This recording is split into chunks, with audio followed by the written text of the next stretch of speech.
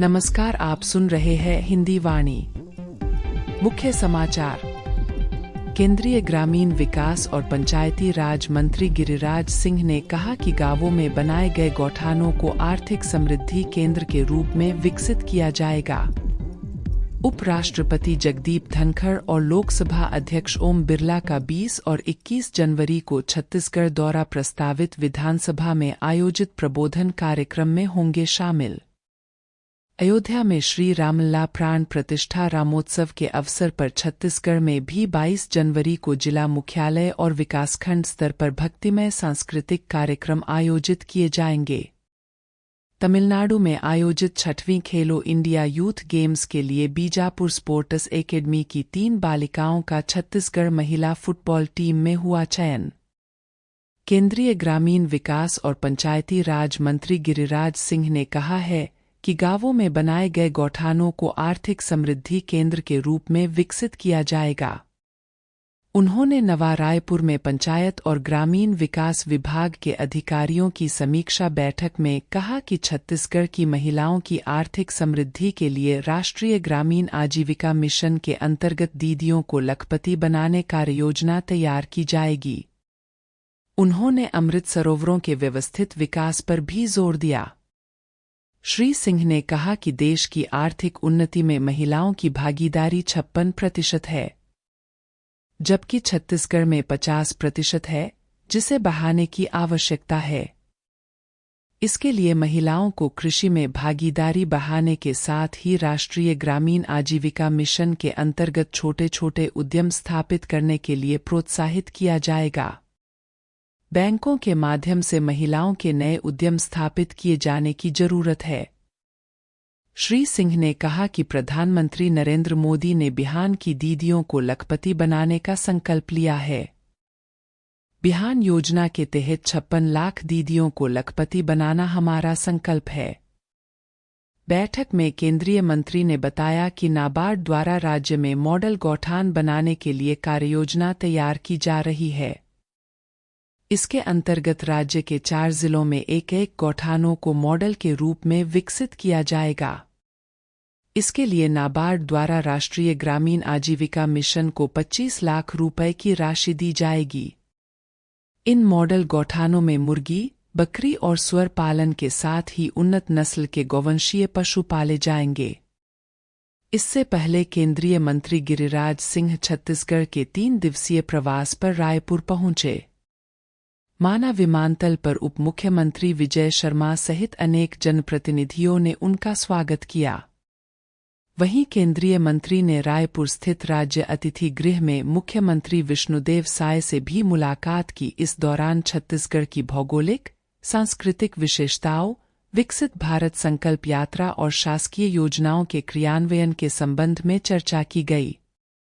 गौरतलब है कि श्री सिंह अपने 3 दिवसीय प्रवास के दौरान रायपुर और कोरबा जिले में आयोजित विभिन्न कार्यक्रमों में शामिल होंगे।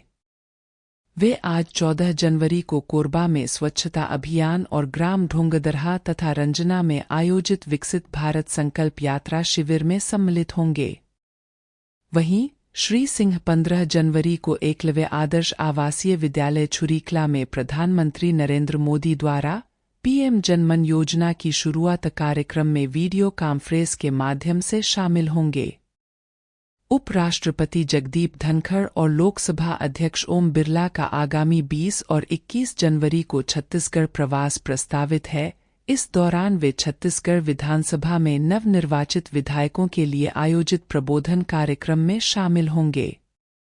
विधानसभा अध्यक्ष डॉक्टर रमन सिंह ने हाल ही में अपने दिल्ली प्रवास के दौरान उपराष्ट्रपति और लोकसभा अध्यक्ष से मुलाकात कर उन्हें प्रबोधन कार्यक्रम में शामिल होने का निमंत्रण दिया। अयोध्या में श्री रामलला प्राण प्रतिष्ठा रामोत्सव के अवसर पर छत्तीसगढ़ में भी 22 जनवरी को भक्तिमय सांस्कृतिक कार्यक्रम आयोजित किए जाएंगे।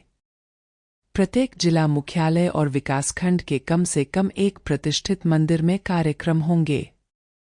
साथ ही राम वनगमन पथ के स्थलों पर भी विशेष कार्यक्रमों का आयोजन किया जाएगा।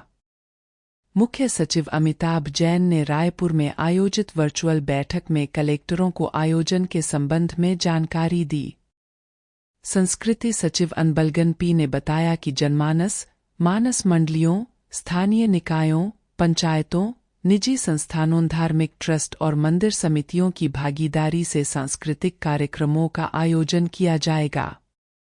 उप मुख्यमंत्री और विधि मंत्री अरुण साव ने नवा रायपुर स्थित हिदायतुल्ला राष्ट्रीय विधि विश्वविद्यालय में स्वामी विवेकानंद स्मृति व्याख्यान में कहा कि स्वामी विवेकानंद ने समावेशी शासन को अपनाते हुए सामाजिक असमानता को दूर करने पर जोर दिया था। उन्होंने कहा कि हमारा देश दुनिया का नेतृत्व करने को तैयार है। जरूरतमंदों के लिए प्रधानमंत्री आवास उज्ज्वला योजना, स्वच्छ भारत मिशन आज जन आंदोलन बन गए हैं, जो समावेशी शासन की मिसाल हैं। वहीं उप मुख्यमंत्री विजय शर्मा ने स्वामी विवेकानंद तकनीकी विश्वविद्यालय भिलाई में आयोजित कार्यक्रम में विभिन्न तकनीकी कार्यों का लोकार्पण किया। इस मौके पर श्री शर्मा ने कहा कि हमें स्वामी विवेकानंद के विचारों से निरंतर प्रेरणा लेते रहना चाहिए। गणतंत्र दिवस परेड के अवसर पर नई दिल्ली के कर्तव्य पथ पर छत्तीसगढ़ की झांकी बस्तर की प्राचीन जनसंसद मुरिया दरबार को प्रदर्शित करने बालिकाओं की टीम दुर्ग रेलवे स्टेशन से नई दिल्ली के लिए रवाना हुई। इससे पहले मुख्यमंत्री विष्णुदेव साय ने वीडियो कॉल के माध्यम से बालिकाओं की टीम से चर्चा करते हुए उन्हें शुभकामनाएं दीं।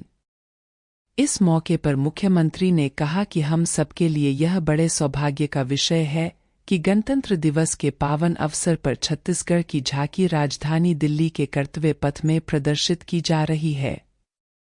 गौरतलब है कि देश के 28 राज्यों के बीच प्रतियोगिता के बाद छत्तीसगढ़ की झांकी बस्तर की आदिम जनसंसद मुरिया दरबार को इस साल नई दिल्ली में होने वाली गणतंत्र दिवस परेड के लिए चयनित किया गया है।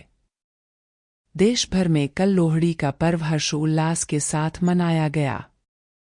राष्ट्रपति द्रौपदी मुर्मू और उपराष्ट्रपति जगदीप धनखड़ ने इस अवसर पर भारत और विदेश में रहने वाले सभी नागरिकों को शुभकामनाएं दी। छत्तीसगढ़ के मुख्यमंत्री विष्णुदेव साय और विधानसभा अध्यक्ष डॉक्टर रमन सिंह ने प्रदेशवासियों को मकर संक्रांति, पोंगल और लोहड़ी पर्व की बधाई दी।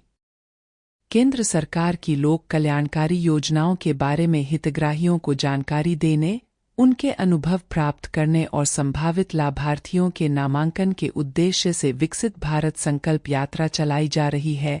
देश में यह यात्रा अब तक 12 करोड़ से अधिक लोगों तक पहुंच चुकी है।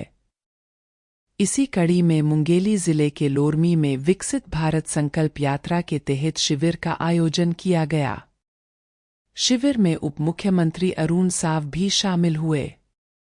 इस दौरान उन्होंने कहा कि इस यात्रा के माध्यम से समाज के अंतिम व्यक्ति को योजनाओं का लाभ मिल रहा है।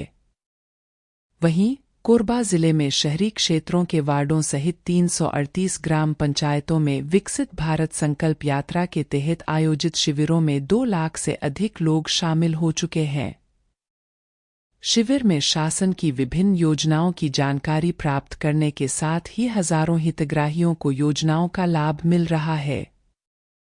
शिविर में 14,000 से अधिक हितग्राहियों का आयुष्मान कार्ड बनाया गया है।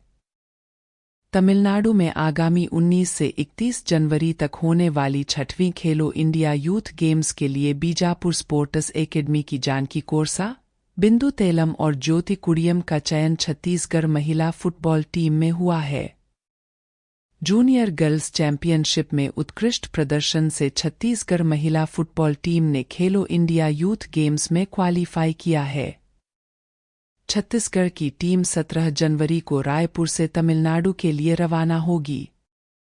केंद्रीय खेल और सूचना प्रसारण मंत्री अनुराग ठाकुर तथा मुख्यमंत्री विष्णुदेव साय ने इन खिलाड़ियों को खेलो इंडिया यूथ गेम्स के लिए चयन होने पर बधाई और शुभकामनाएं दी हैं।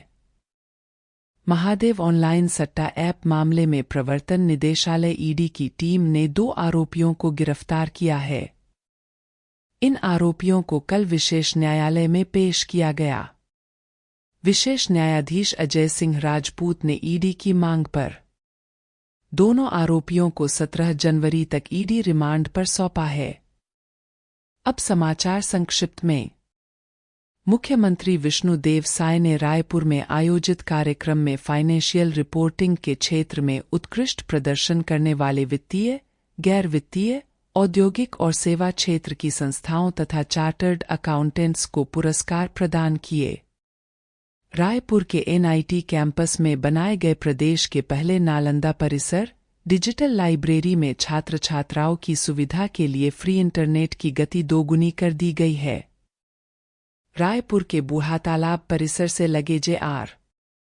दानी स्कूल की छात्राएं अब बूढ़ातालाब की ओर के गेट से स्कूल में प्रवेश कर सकेंगी। स्कूल शिक्षा मंत्री बृजमोहन अग्रवाल ने गेट का ताला खोलकर यह सुविधा प्रदान की। रायपुर के साइंस कॉलेज मैदान में छत्तीसगढ़ प्रदेश आर्चरी एसोसिएशन द्वारा आयोजित 40वीं एनटीपीसी राष्ट्रीय सब जूनियर तीरंदाजी प्रतियोगिता में भाग लेने वाले खिलाड़ियों को विदाई दी गई।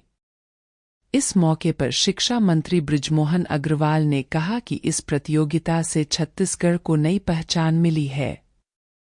मुख्य सचिव अमिताभ जैन ने आज वीडियो कॉन्फ्रेंसिंग के माध्यम से संभाग आयुक्तों और जिला कलेक्टरों की बैठक लेकर उपार्जन केंद्रों से धान के उठाव में तेजी लाने और किसानों की सुविधा का विशेष ध्यान रखने के निर्देश दिए।